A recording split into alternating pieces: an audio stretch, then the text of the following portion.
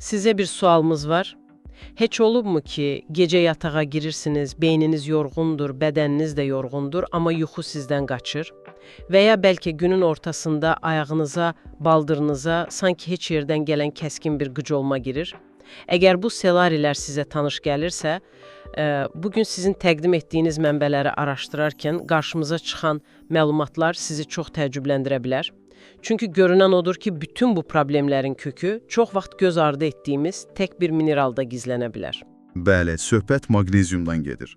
Amma bugün biz, belə deyim, sadəcə maqnezium haqqında danışmayacağıq. Çünki aptekə getsəniz, qarşınıza onlarla fərqli maqnezium çıxacaq.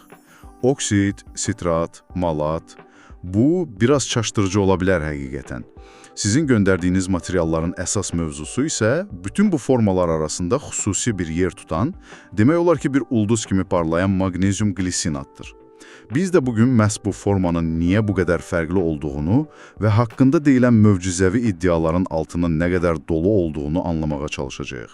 Düzünü desəm, mənbələri oxuyanda mən də təəccübləndim. Bir mineral haqqında bu qədər iddialı ifadələr işlədilməsi adətən şübhə yaradır. Odur ki, gəlin elə təməldən başlayaq. Maqnezium glisinatı digərlərindən fərqləndirən əsas şey nədir? Onu bu qədər xüsusi edən sir nədən ibarətdir? O sir adının ikinci hissəsində gizlidir. Glisinat. Bu, maqnezium mineralının glisin adlı bir amin turşusu ilə birləşməsi deməkdir. Təsəvvür edin ki, maqnezium bir məktubdur və onu bədəninizdəki hücrələrə çatdırmaq lazımdır. Digər formalar, məsələn maqnezium oksid, bu məktubu adi bir zərfdə göndərir və çox vaxt ünvana çatmadan itir. Yəni bağırsaqlardan sorulmur. Bəli, sorulmur. Amma glisin isə bu məktubu daşıyan xüsusi təcili bir kuryer kimidir. Bədən glisini tanıyır və ona qapıları açır. Beləcə maqnezium asanlıqla və itkisiz şəkildə qana qarışır. Çox maraqlı bənzətmədir. Yəni, əsas məsələ mənimsənilmə, başqa sözlə bioloji yararlılıqdır. Daha az qəbul etsək belə, bədənimiz daha çox fayda görür. Tamamilə. Bəs mədəyə təsiri? Çox adam maqnezium qəbul edəndə mədə bağırsaq problemlərindən şikayətlənir. Tam yerinə toxundunuz. Bu ən böyük fərqlərdən biridir. Məsələn, maqnezium sitrat forması bağırsaqlara su çəkərək güclü işlədici təsir yaradır. Qəbizlik problemi olanlar üçün bu əla bir həll ola bilər. Amma məqsəd sadəcə maqnezium səviyyəsini artırmaqdırsa, bu arzu olunmazdır. Elədir. Glisinatsa bu kuryer sistemi sayəsində bağırsaqlarda demək olar ki, heç bir narahatlıq yaratmır. Mədəyə qarşı o qədər həssasdır ki, sizin göndərdiyiniz materiallarda onun ishal kimi yan təsirlərə səbəb olma ehtimalının olduqca aşağı olduğu vurğulanır.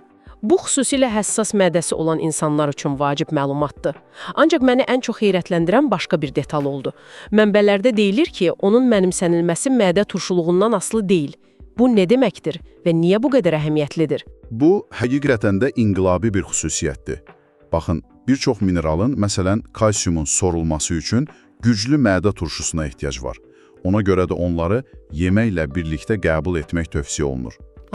Lakin yaşlandıqca və ya bəzi dərmanların təsirindən mədə turşuluğu təbii olaraq azalır. Bu da o deməkdir ki, yaşlı insanlar qəbul etdikləri minerallardan tam faydalana bilmirlər. Aydındır. Maqnezium glisinatın isə mədə turşusuna ehtiyacı yoxdur. Onu acqarına da, toxqarına da, günün istənilən saatında qəbul edə bilərsiniz və bədən onu eyni effektivliklə mənimsəyəcək. Deməli, yüksək mənimsənilmə və mədəyə zərif təsir. Amma gələn insanların onu axtarma səbəblərinə keçək. Mənbələrdə ən çox vurğulanan məqam onun yuxu, stres və əhval-ruhiyyə üzərindəki təsiridir. Deyilənə görə bu sanki təbii sakitləşdirici kimidir. Bu necə baş verir? Burada yenə də həmin o kuryerimiz, yəni glisin amin turşusu səhnəyə çıxır. Glisin özü də beyində sakitləşdirici təsiri olan bir neyrotransmitterdir. O, bədənin dincəl və həzm et rejimini aktivləşdirir. Parasimpatik sinir sistemini. Bəli, onu stimullaşdırır. Maqnezium isə öz növbəsində əzələləri boşaldır və stres hormonu olan kortizolun səviyyəsini tənzimləməyə kömək edir. Beləliklə, siz 2 qat təsir əldə edirsiniz. Həm zehniniz sakitləşir, həm də bədəniniz gərginlikdən azad olur. Yəni, bu sadəcə yuxu gətirən bir vasitə deyil, həm də yuxuya getməyə mane olan problemləri, gərgin əzələləri və narahat fikirləri hədəf alır. O gecə qıc olmaları məsələsi də buradan qaynaqlanır, eləmi? Tamamilə. Gecə qıc olmaları çox vaxt maqnezium və kalsium balansının pozulmasının bir əlamətidir. Maqnezium əzələlərin boşalmasına, kalsium isə yığılmasına cavabdehdir. Maqnezium çatışmayanda əzələlər boşal siqnalını ala bilmir və yığılmış vəziyyətdə qalır. Aydındır. Maqnezium glisinat qəbul etdiklə, xüsusilə yatmazdan əvvəl siz bədəninizə həmin o boşal siqnalını güclü şəkildə göndərmiş olursunuz. Bu da həm qıc olmaların qarşısını alır, həm də daha dərin, bərpaedici yuxu fazalarına keçməyə kömək edir. Yaxşı, bu qulağa çox yaxşı gəlir, bəlkə də həddindən artıq. Bir mineralın həm yuxunu, həm stresi, həm də əhval-ruhiyyəni yaxşılaşdırması. Mənbələrdə bu iddiaları dəstəkləyən konkret mexanizmlər izah edilirmi? Sizin bu sualınız yerindədir və vacibdir. Materiallarda bu sadəcə korrelyasiya kimi göstərilmir, mexanizmlərə də toxunulur. Məsələn, stres və anksiyete ilə bağlı olaraq, maqneziumun beyində GABA adlı sakitləşdirici neyrotransmitterin reseptorlarına bağlandığı vurğulanır. GABA, yəni beynin əyləc sistemi. Elədir. Maqnezium bu əyləci daha həssas edir. Beləcə beyin həddindən artıq oyanıqlıq vəziyyətindən çıxıb sakitləşə bilir. Depressiyaya gəldikdə isə maqneziumun beyindəki iltihabı azaltması və əhval-ruhiyyəni tənzimləyən serotonin hormonunun istehsalında rol oynaması ilə əlaqələndirilir. Yəni bunların arxasında dayanan biokimyəvi səbəblər var.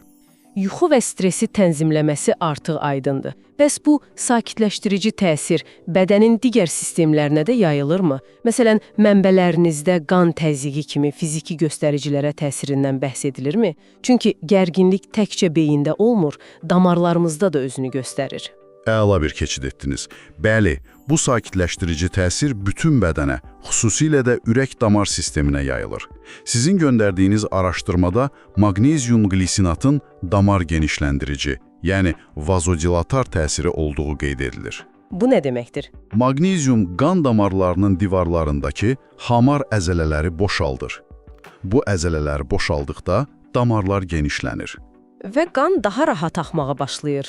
Bəli, nəticədə qan təzyiqi təbii şəkildə aşağı düşür. Deməli, o təkcə beyindəki gərginliyi deyil, damarlardakı fiziki gərginliyi də azaldır. Bu, həmin o maqnezium-kalsium balansına da aiddir deyəsən. Mənbədə kalsiumu tənzimləmək barədə bir ifadə var idi. Çoxumuz kalsiumu sümüklər üçün faydalı bir şey kimi tanıyırıq. Onun tənzimlənməyə ehtiyacı olduğunu düşünməlidim. Bu çox yayğın bir düşüncədir. Amma kalsium və maqnezium bir növ yelləncəkdə oturublar. Biri həddindən artıq çox olanda, digəri tarazlığı pozur. Maqnezium çatışmadıqda, kalsium belə demək mümkünsə, başına buyruq hərəkət edir. O, sümüklərə getmək əvəzinə, damarların divarlarında və ya yumşaq toxumalarda yığıla bilir. Bu da damarların sərtləşməsinə. Bəli, ateroskleroza və hətta böyrək daşlarının yaranmasına səbəb ola bilər. Sənin yerin sümüklərdir, damarlar deyil. Mükəmməl bir bənzətmədir. Məhz bu səbəbdən maqnezium təkcə sümük sağlamlığı üçün deyil, həm də ürək-damar sistemini və böyrəkləri qorumaq üçün kritik əhəmiyyət daşıyır. Bundan əlavə, mənbələrdən birində diqqət çəkən başqa bir detal da var. Onun qan şəkərinə təsiri. Hətta o da. Bəli, göstərilir ki, maqnezium insulin hormonuna qarşı həssaslığı artırır. Bu o deməkdir ki, bədən qandakı şəkəri hüceyrələrə daşımaq üçün daha az insulinə ehtiyac duyur. Bu da prediabet və ya tip 2 diabet riski olan insanlar üçün çox vacib bir amildir. Vay canına. Yuxu, stres, qan təzyiqi, böyrək daşları, indi də qan şəkəri, siyağı getdikcə uzanır. Yaxşı, fərz edək ki, siz bu faydaları eşitdikdən sonra bunu sınamaq istəyirsiniz. Mənbələrə əsasən ən doğru yanaşma necə olmalıdır? Nə zaman, nə qədər və necə qəbul etmək lazımdır? İstifadə qaydaları ilə bağlı məlumatlar olduqca aydındır. Ən optimal zaman, əgər yuxu və rahatlama üçün hədəfləyirsinizsə, yatmazdan təxminən 1 saat əvvəl qəbul etməkdir. Bu, həm yuxuya getməyə kömək edəcək, həm də gecə ərzində əzələlərin boş qalmasını təmin edəcək. Bəs mən onu səhər qəbul etsəm, işdə yuxulamağa başlayacağam? Xeyr, bu da onun gözəl tərəflərindən biridir. O, birbaşa yuxu dərmanı kimi təsir etmir. Yəni sizi qəflətən yuxuya aparmır.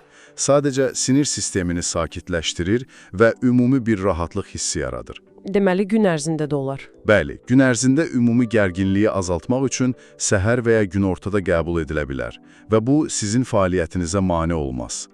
Dozaya gəlincə, tövsiyə olunan miqdar adətən gündə 100 mg ilə 400 mg arasında dəyişir.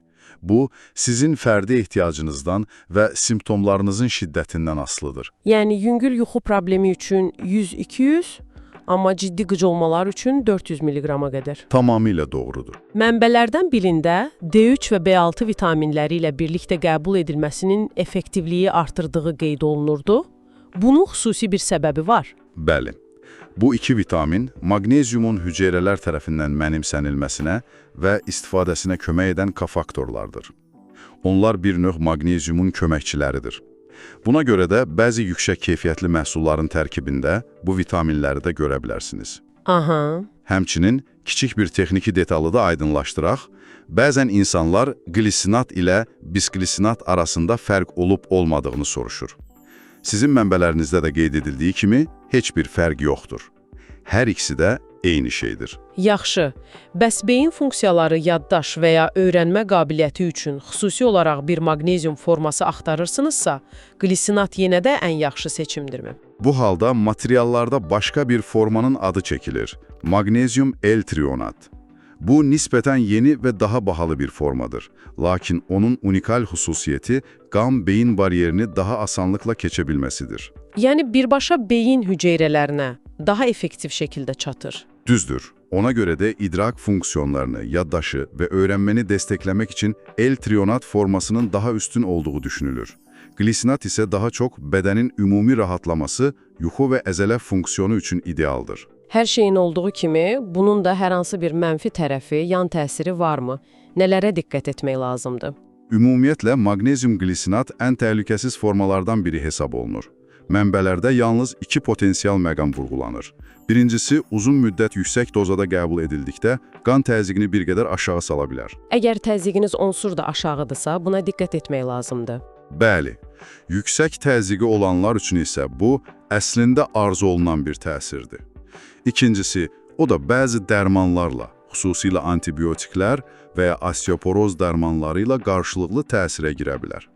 Ona görə də, əgər daimi olaraq hər hansı bir dərman qəbul edirsinizsə, istifadədən əvvəl həkimlə məsləhətləşmək mütləq şərtdir. Bəs yaxşı, bütün bu faydaları qida əlavəsi olmadan təbii yollarla əldə etmək mümkündürmü?